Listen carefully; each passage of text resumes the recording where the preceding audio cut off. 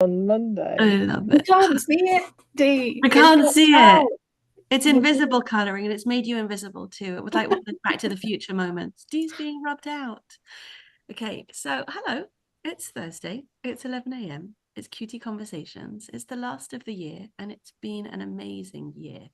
It's been a year of buggling in and getting to know each other, and having some really, really powerful conversations and achieving some things that have been quite astonishing.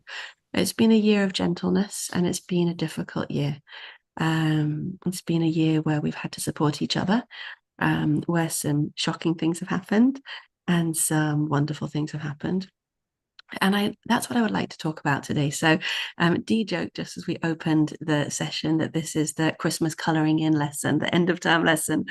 And actually, no, I do want to speak gently, but I actually think that we are going to have a really, really special conversation today. And the fact that we are doing it in front of others and on behalf of the Qualified Tutor podcast is really intentional because between Rosanna, Dee, Jenna, and me, we actually represent quite a lot of the tutoring spectrum in terms of subjects, in terms of age range, in terms of how we support young people, in terms of our backgrounds, whether we're qualified teachers or not, in terms of our age.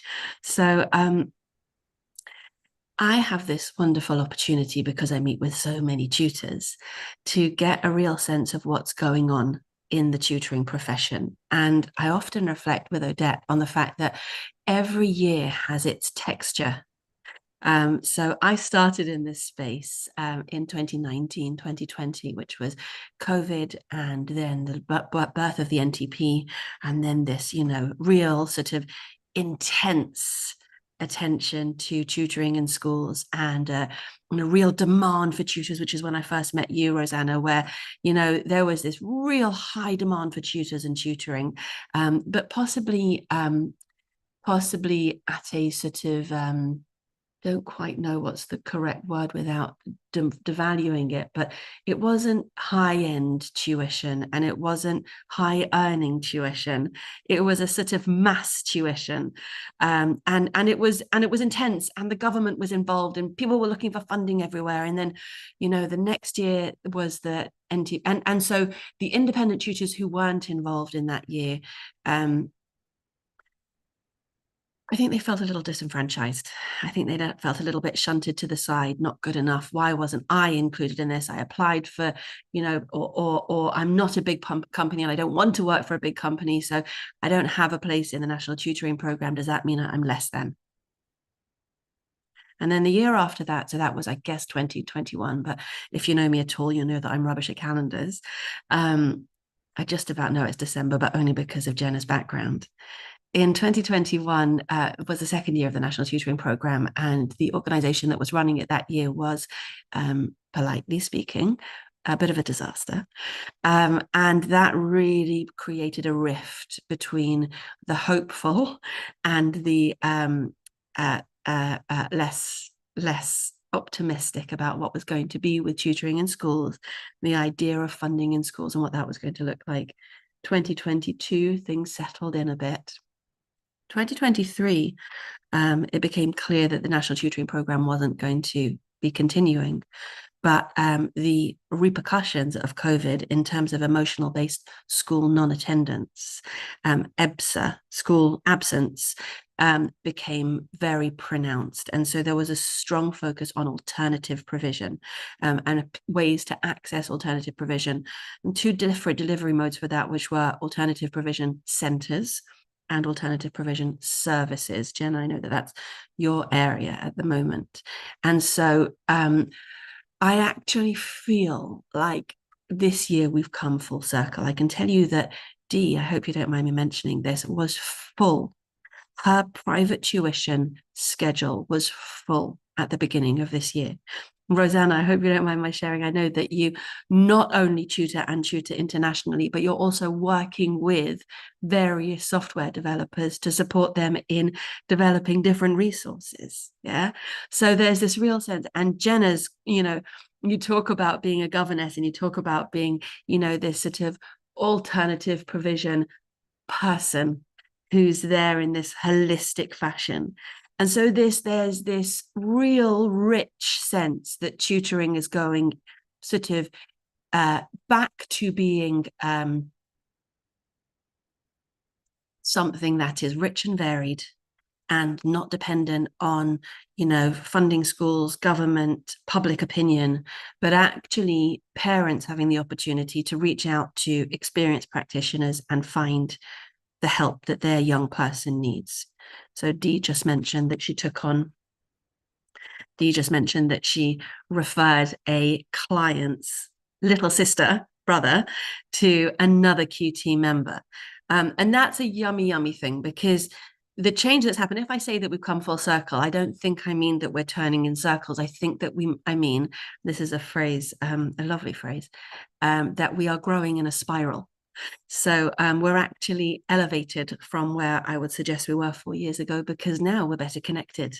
So this morning we've been planning the online tutors festive party, which has got lots of Santa hats and Hanukkah dreidels all going on at the same time, with raffles and treasure hunts and quizzes and just lots of silly things to bring us together, with no agenda except knowing that we are better when we are greater than the sum of our parts. We are better when we're connected, and each one of our students benefits from our connectivity. So with all of that preamble, what I'd actually like to talk about with you today is what this journey has looked like for you this year,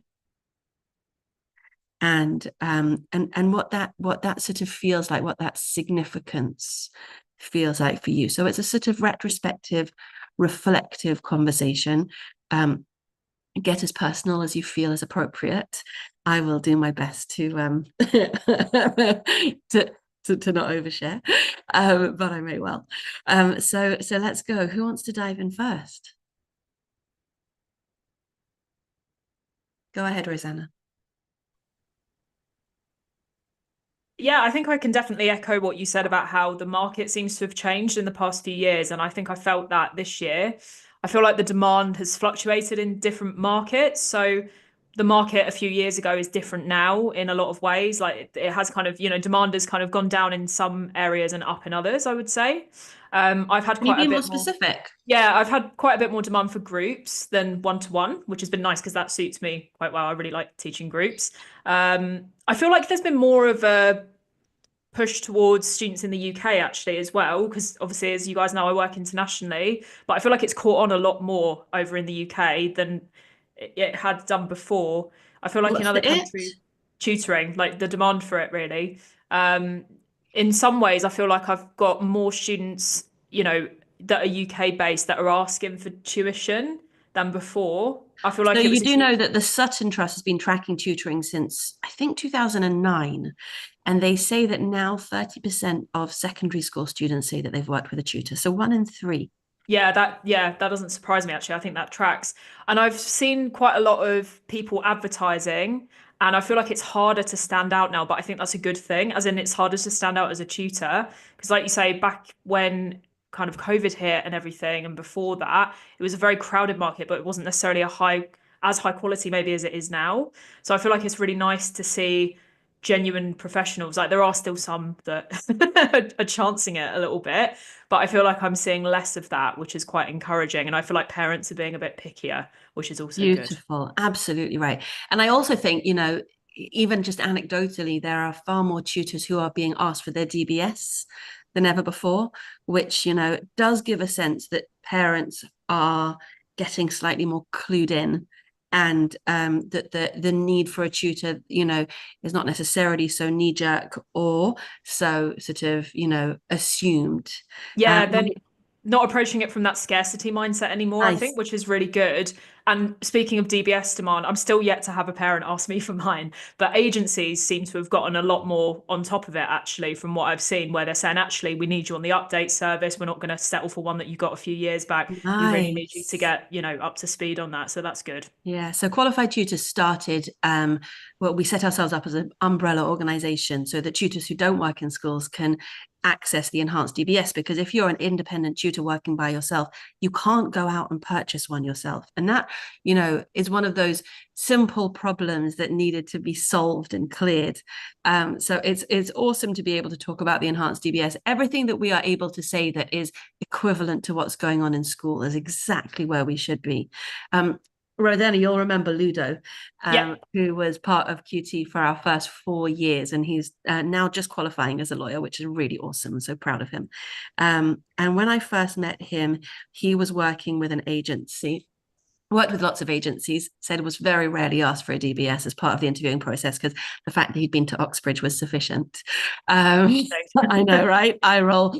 And one of the amazing things that really just, like a real memory for me was he said that there was one student who had 3 different tutors for different subjects, all through the same agency.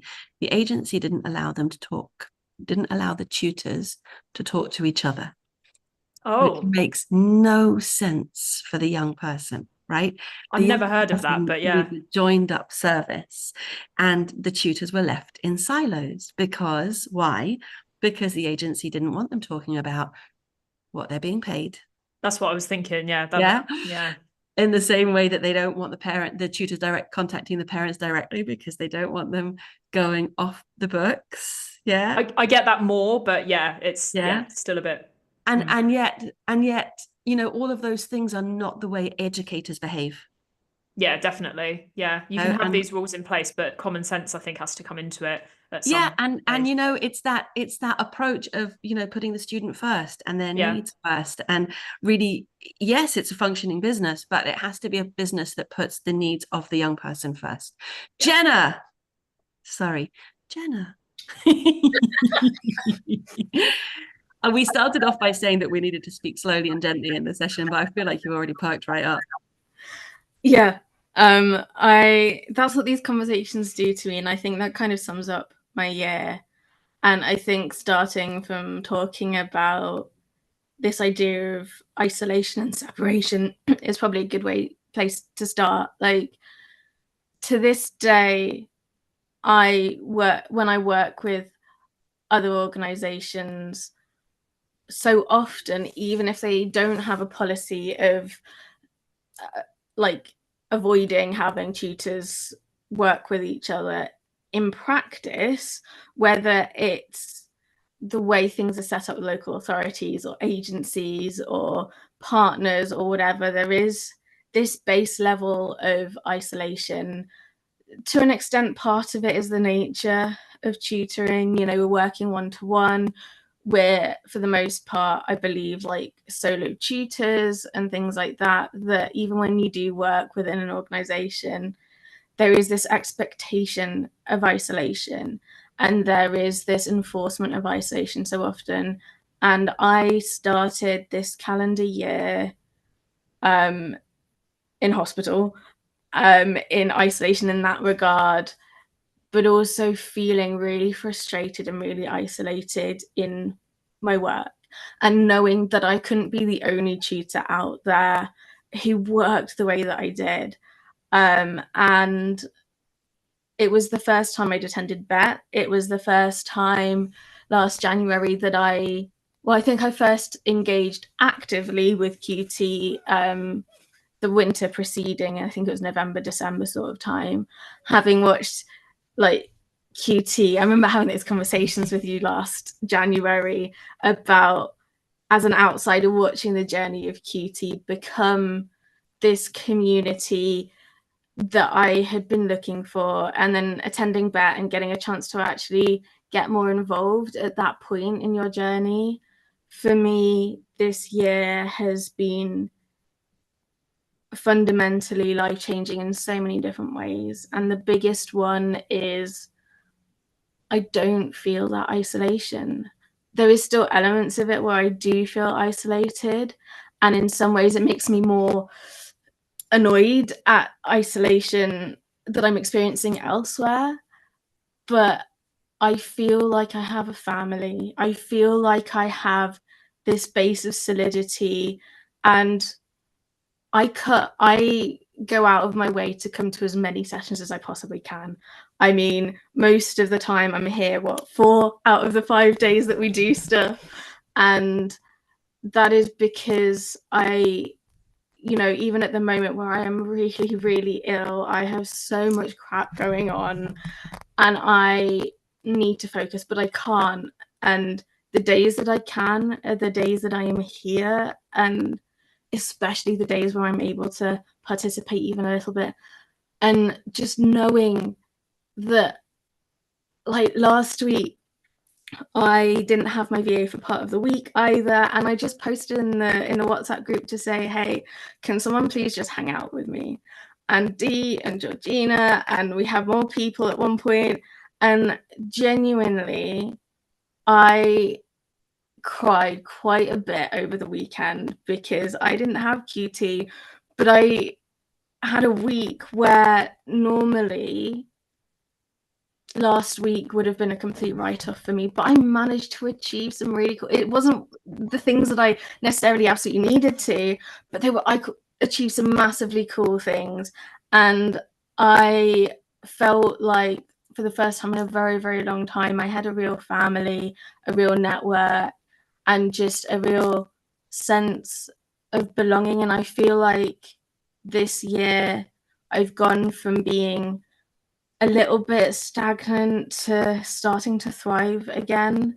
And I did kind of my end of year review for myself over the weekend when I was curled up in bed unwell. And I was like, this year, I know that me being ill for a week isn't going to affect me for months down the line in a professional sense, in every sense, because I know that I'm achieving stuff, that I have a community, and that there is this level of reassurance. And, I'm taking the risks that don't feel like risks anymore because I've got people to talk it through with, that people who understand in such a fundamental way trying to do, and that can sense check me and just hold that up. And it doesn't feel like an echo chamber. I think that's something that often gets thrown about in communities that feel as tight-knit as QT often does, that, oh, it must be an echo chamber. No,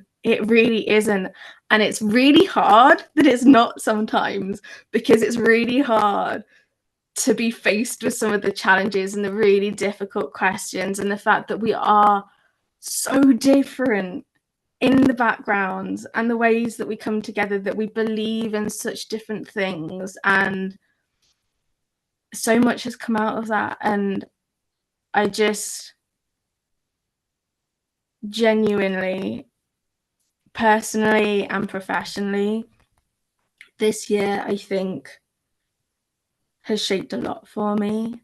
And I do think that I might, because of the way I work, I don't see as much of the industry as the rest of you, but I am feeling more of a change. And it's really hard to tell how much of that is because of the way I'm approaching things and the way that I talk about things, but because I've definitely found my voice a lot more this year. But I do think that it feels lighter. It's not such a heavy, like, solid burden to know what is out there and to be wanting to do the things that I do. And I think that's down to the relationships that we're building. And I have so many plans for relationships that are coming up. Thank you. That was beautiful, Jenna. Thank you. Dee? I am going to cry. I know.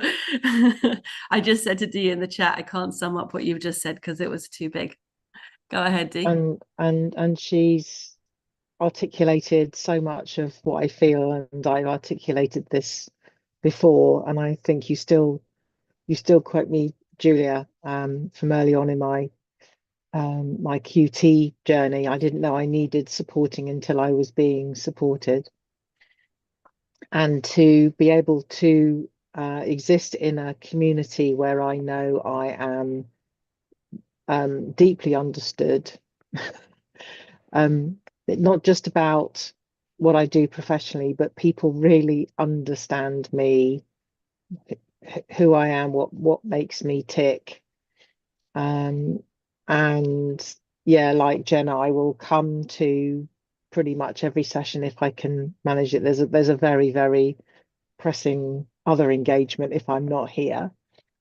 I started the year, um, with a pretty full schedule. Didn't think I had room for anything else, and then it was when Sam was invited in to do a QT session about coaching, and I realized I was kind of doing bits of it already, and I'd been in sessions where I'd been coached, and I thought I don't have time for this. I can't afford this, and I ended up doing it anyway, with lots of support from guys within the community and without.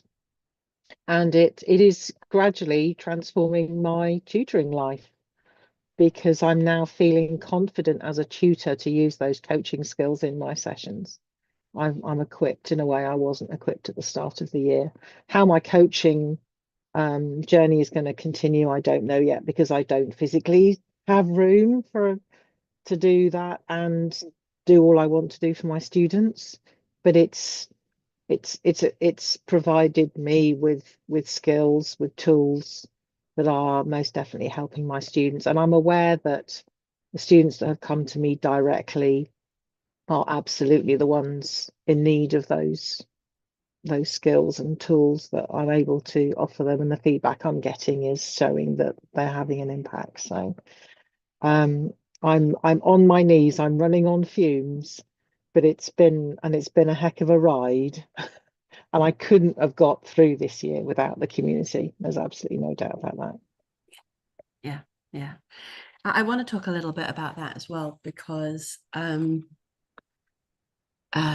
because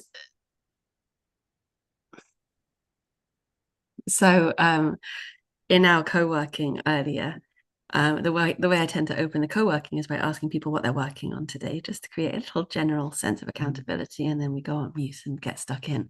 And the lovely Lucy was in earlier and wasn't able. I told her I was going to quote her. I actually took a note of what she said because it was so good. Yeah. She said she just wants to share her checklist for this morning.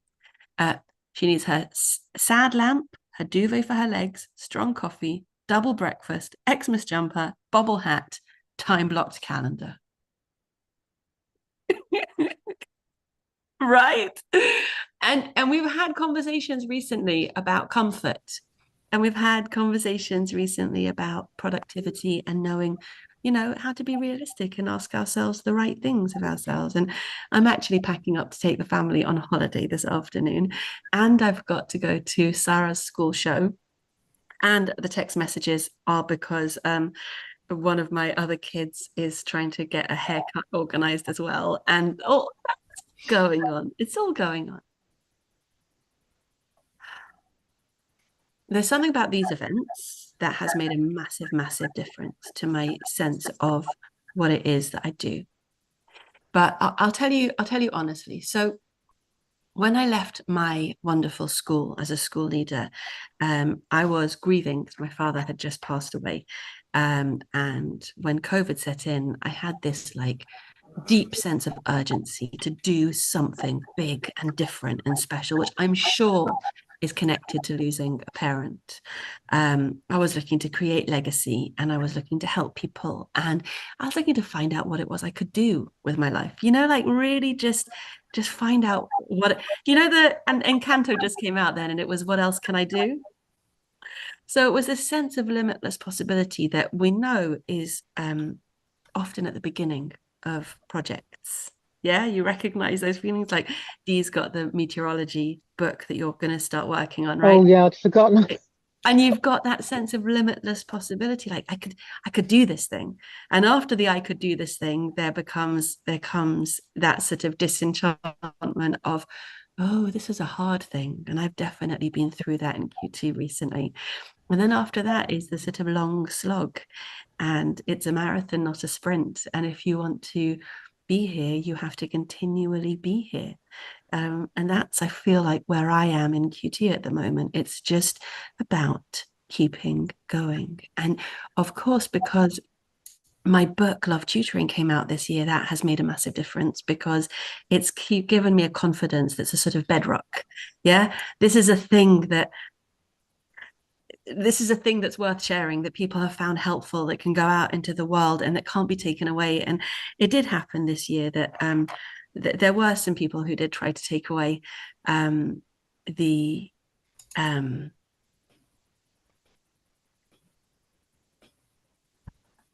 there were some people this year who did try to denounce the efforts that Qualified Tutor has made in the tutoring profession, and that was terribly painful. And the healing of that has been quite a thing. But it didn't kill me. And the pain of it was quite interesting, because it was really coming from a perfectionism and a sort of innocence, and this sort of sense that, you know, surely if you show up in the world with good intentions, you'll be met with good intentions. And that naivety is something that I insist on living with. And even when it doesn't come back to you, okay, you know, just get up and try again, isn't it? And nothing terrible happened, and everyone's healthy. And as you know, more than one of my children are giving me the runaround at them. Actually, more than one of my children are struggling. And it's not about me. But dealing with that has been quite a thing. And so I do, and I joke that it's all professional development, but genuinely, our lives and our work are intertwined. And the way that Dee's brought coaching into her work, and the way that Jenna brings inclusivity, you know, at every level into her work, is something that we represent, is who we are. When I advise parents about how to choose tutors, I tell them, choose a role model, you know. So Lucy said, sad lamp, duvet for my legs, time blocking, double breakfast. And she said it with gusto. So let's just embrace, and let's just sit with that for a second. We know where we've come from, and we have a sense of where we're going. I'll ask you that next time. I'd love to hear from you now about what good looks like today. What does your tutoring, what does a good day in your professional life look like? Jenna, can we go to you first? That's a hard one. Good looks different on different days. And I think, you know, we've talked about what enough looks like recently and what enough feels like. And I think that good looks like feeling good in some way. And I think at the end of the day, everything that I do in all of my work, you know, whichever area of my work we look at, it's about making people, including myself, feel good and to feel even a little bit like who you are, or who you feel like you are. And I think that the hardest part is letting myself feel those things. And it's one of the things that has come out of this year, is that when I feel good coming out of a session, usually that's been good for everyone.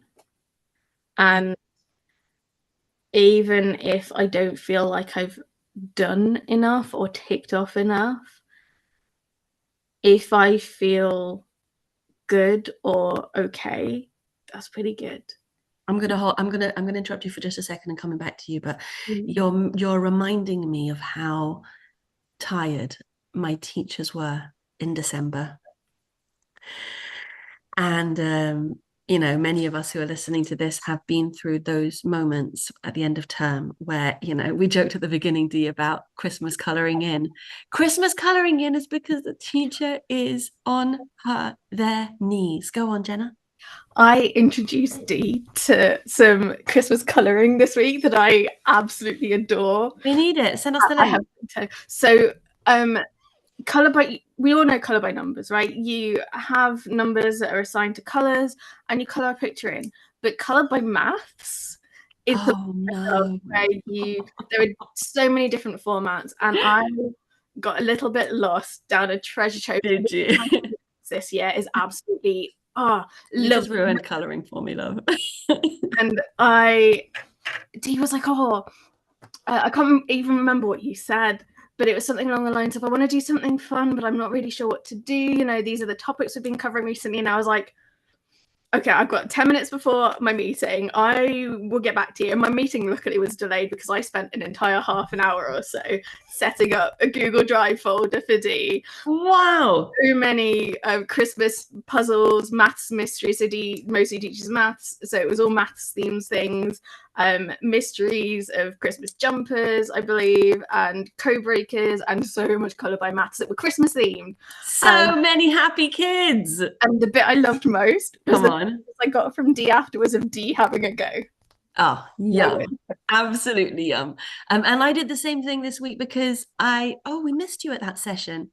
We had a networking session lined up on Tuesday, and I just thought to myself, it's just not a time for networking. This is a time for having some chill. So we did an escape room, and it was adorable. And we had two groups, and Dee and Helen flew through theirs. The other group had 4 people in it, so they went slower because everything was by democracy. You know, like they had to have a whole discussion before they opened anything.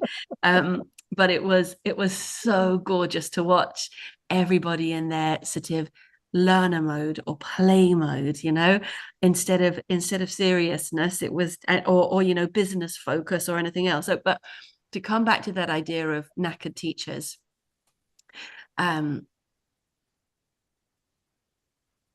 yes, okay.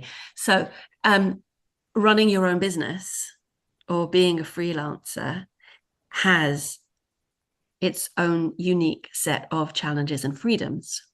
And they are so different from the challenges and freedoms of working in a school.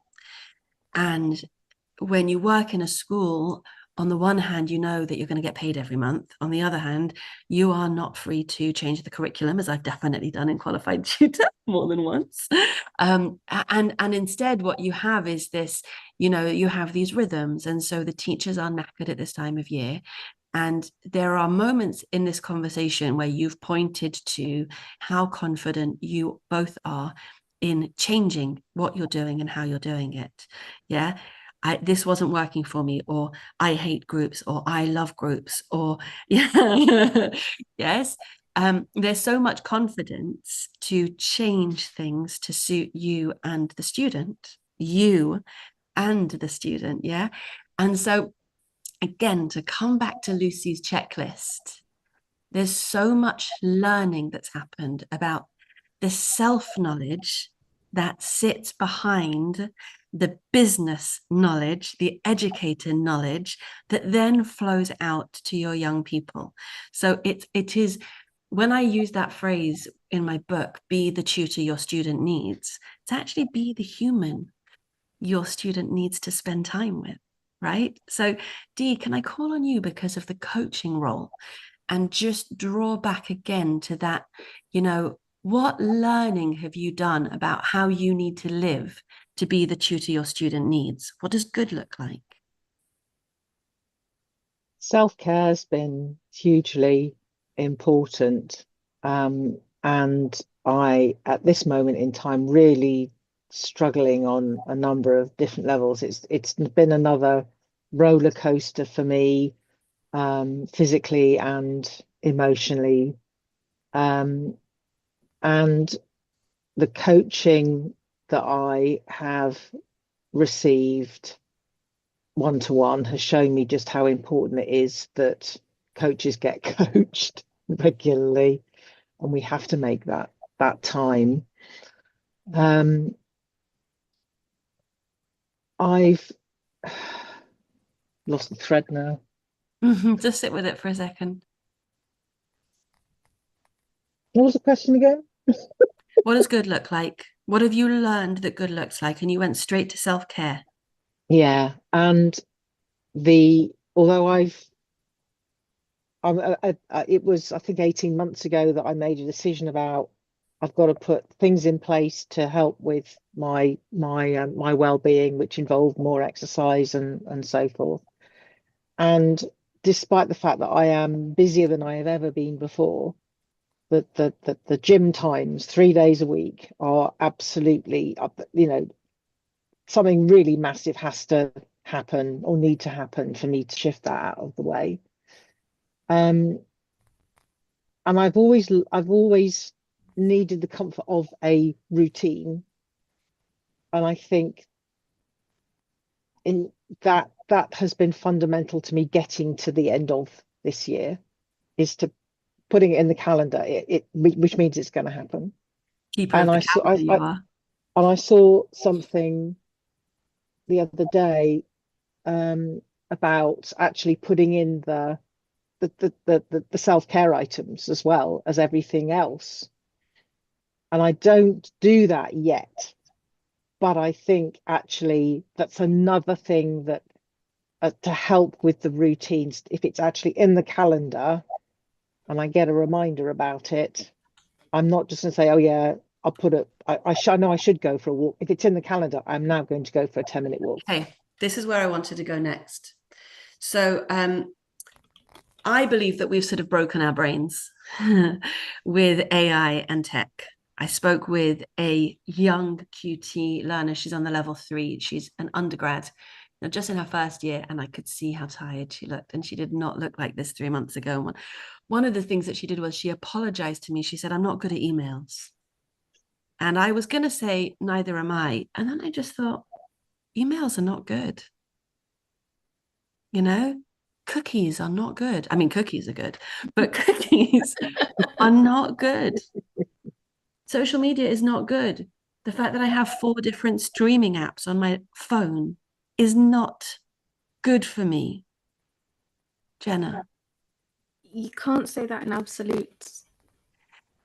You're absolutely right. There are areas, it has its time and its place, but for it to be so all-consuming is the bit that's not good. The lack of boundaries, right? I don't remember much from my science GCSEs, but I do remember permeable and semi-permeable membranes. Right? And I am fine with my personal and professional lives spilling one into the other. I don't feel the need for work-life balance in that sense, but I do feel that tech has hurt us recently, that social media has affected mental health of myself and my children.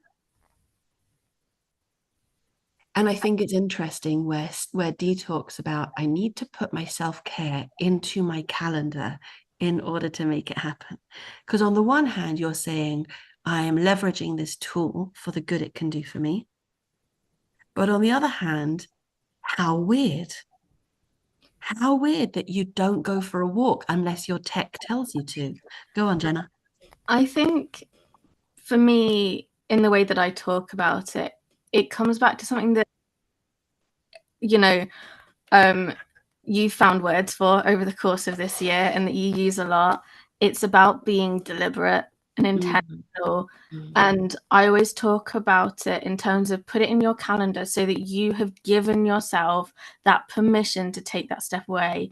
You have got protected time where other things can't encroach on it because it's blocked out in your calendar, that you then have that kind of onus or accountability and stuff in that time is blocked out for that. It's not blocked out for anything else, because it can be so hard to feel like you're not doing enough, and therefore you have to sacrifice that self-care in order to get enough done or do enough or be enough. And it comes back to all of those conversations. And I do think that there's an element as well of like one of the things I do is kind of an adjacent businessy kind of professional thing is around designing focus spaces. They're not learning spaces, they're not workspaces, they're focus spaces, and they can be portable little stations that you can put away, so that if your computer is something that you use for school or work, but it's also where you do video games or watch TV, or it's in your living room or whatever, being able to lock away that visual connection to work so that you can have that brain break that's so complete, I think is really important. And I think that putting stuff in your calendar links to that. But just really quickly, one of the things that I was reminded of as an absolute highlight of my year was this one particular student who is genuinely an amazing student that I've worked with. And this realization that they had at one point around Easter time that they just needed to go and hug a tree, and they could just go and hug a tree, I think is something that has stayed with me all year. And I think yum. Go and hug that tree. So yum. Jenna, if you've got a second to wiggle your audio, it's slightly crackly. So that would be awesome. Thank you. Dee, I've got so much to bounce off from what Jenna just said, but I responded to you and I haven't given you a chance to respond to that. So we were talking about writing stuff down in your calendar and the interplay between well-being and tech. Yeah, and I am not handling the boundaries. Jenna touched on it just now. Social media is it it can do good stuff. There's no doubt about that because it enables us to be connected. And there's been moments through the year when I've been really good with the boundaries and being able to step away from it. But that's when I'm able to do that when I'm actually in a well-regulated place. When the regulation starts to fail, that's when the boundaries start to fall away, and that's when I probably need them even more. And you end up in this downward spiral, and it's being able to arrest that spiral that is hard. But being linked into a community that can recognize it's happening, and just make you aware of it has been important. And I think without it, the spirals would have gone on for longer. I'd love to reflect back to you that there are far fewer shoulds in your language than there used to be. And if that's not freedom, I don't know what it. Oh yeah, yes. Right? You know, social media can be useful rather than, I know I should be on social media more. Game changer. And the Advent challenge that Claire ran, yeah, which I signed up for, and I have dipped into that. Our wonderful Claire Torbett, who's done this great thing that people are excited about. Yeah, it was great. And not all of the prompts particularly spoke to me, and I think I made a conscious decision that if it didn't speak to me, then I wasn't going to try. Oh, you mean you didn't have to do every single day? Yeah. Look at that. That's massive. Okay, last topic.